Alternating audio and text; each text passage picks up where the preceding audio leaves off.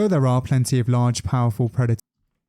YouTube, 3 of the world's most dangerous animal attack hotspots. You want to stay away from these places, brother. On this planet, large predator attacks on humans are relatively rare. Most large predators don't view humans directly as a food source, and most large predator attacks on humans are due down to desperation or curiosity. Of course, certain places are more dangerous than others, and some countries are renowned for their dangerous wildlife. If you travel to some of them at the standard rate, there are quite a few places when it comes to wildlife, as I will be going through 3 of the world's most dangerous to a very specific location. I will be when it comes to humans occur in India. India is home to 72% of all the large predator attacks on humans, and it is home to some very dangerous animals. I know it sounds strange to name India as a hotspot, as it's not really a location and it is a giant country, but it seems that wherever you go in India, you have the chance of running into a dangerous animal, and different corners of the country have problems with different animals. One of India's most famous predators is the tiger, and for centuries these predators have been known for attacking and killing humans. In the wild, these predators mostly target large mammals, which often come in the form of deer, boar, and buffalo.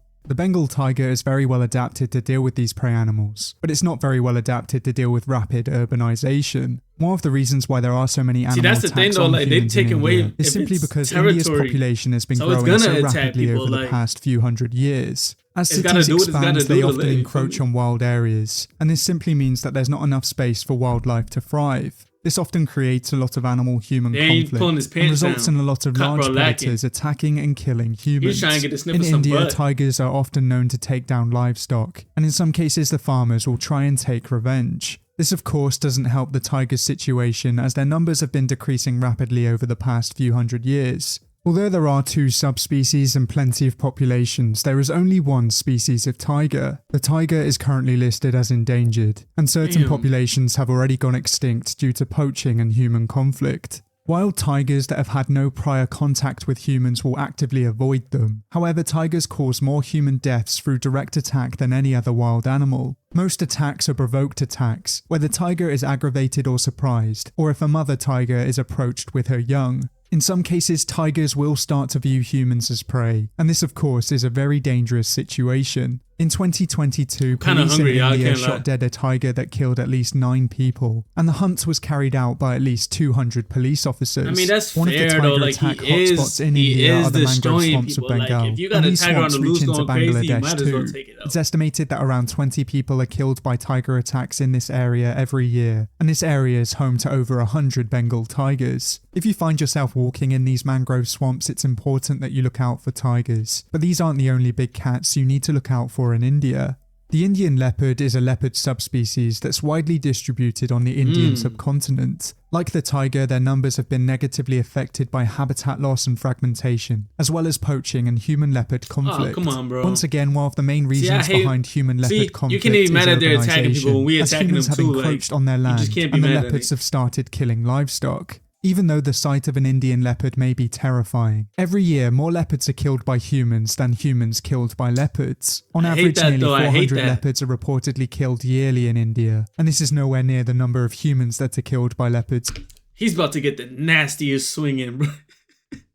He's about to get the most dangerous overhead downwards attack in his whole life, Indian bro. leopard attacks may have peaked during the late 19th and early 20th centuries, and this coincides with rapid urbanization. Attacks in India are still relatively common, and in some areas of the country, leopards kill more humans than all other large carnivores combined. Between the years of 1875 and 1912, more than 11,000 people were killed by leopard attacks on the Indian subcontinent. Damn. Of course, these numbers are a lot lower nowadays, and this is mostly due down to a decrease in the leopard's population and a decrease in the population of their prey. In the early 20th century, one male leopard was said to be responsible for 400 fatal attacks on humans, and this leopard was eventually shot by a hunter called Jim Corbett.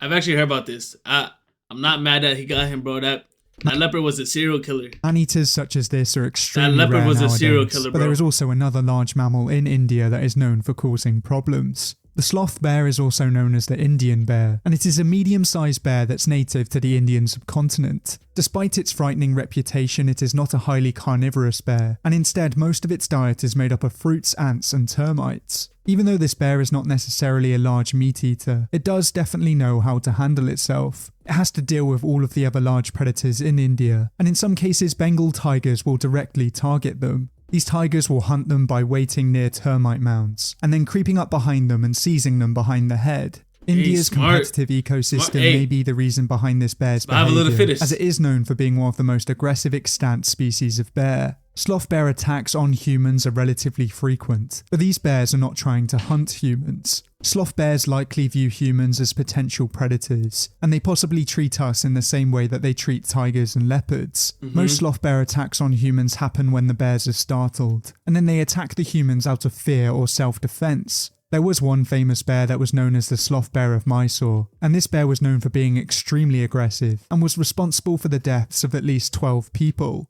This bear was at large all the way back in 1957, and it was eventually killed by an Indian writer called Kenneth Anderson. Kenneth was first made aware of the bear when his friend's son was killed by it, and after 2 failed hunts he eventually killed the bear. During this time even more people were killed, and this just goes to show that even though this species isn't a large bear, it still is an extremely dangerous one. These 3 creatures are just some of the reasons why India is known as an animal attack hotspot. Leopards, I haven't sloth even bear, included and Bengal dangerous tigers. reptiles such as the saw-scaled viper and the various crocodiles. And I haven't included the dangerous herbivores either, such as Asian elephants. So even though it's a bit of a cheat including a whole country, I think it is fair as there are so many animal attack hotspots inside India.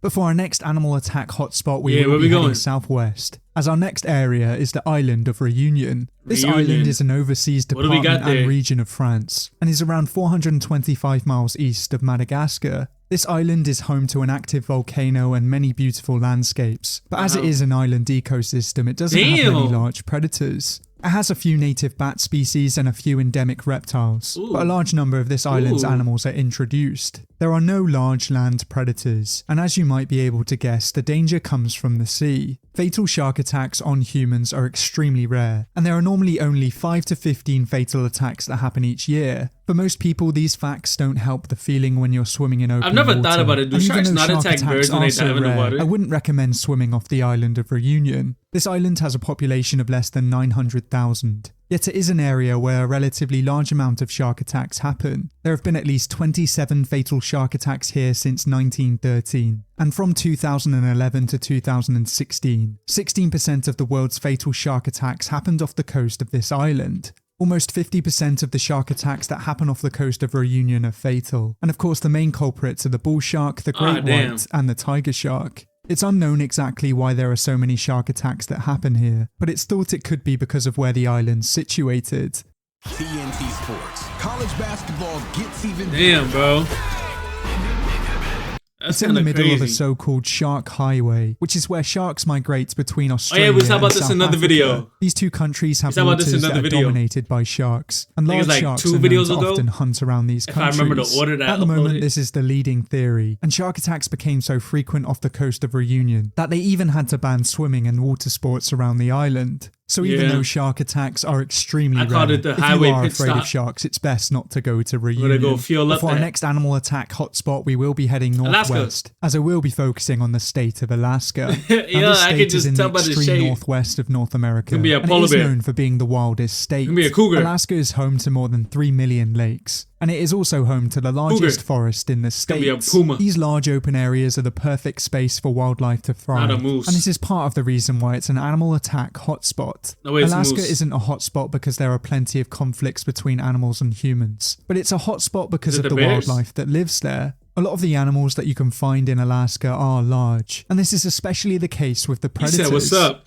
That you can find in Alaska are large, and this is especially the case with the predators. You can find black bears, brown bears, and polar bears in Alaska, and all of these bears have been known to kill humans. Alaska has a relatively small amount of large cities, and a lot of people in Alaska live in relatively wild areas. This means that you're more likely to come into contact with wildlife than you are in other states, and this means that the chance of being attacked by a wild animal is also higher. Alaska makes up over 29% of bear attacks in the United States, and this makes Alaska the most likely state to be attacked by a bear. In January of this year, a polar bear killed a boy and his mother in Alaska, but eventually the bear was shot and killed by another resident. Strangely, it's not just the predators that you have to look out for in Alaska, as a man was killed by a muskox here in December, and ungulates kill around 440 people each year in the US alone. So even though it's definitely not the most dangerous animal attack hotspot in the world, it is home to some of the most dangerous predators. They're just saying in general. I'd still just like to point out that animal attacks on humans are still relatively rare, but I have found it very interesting researching areas where most attacks happen. If you think you know of any other animal attack hotspots, then let me know down.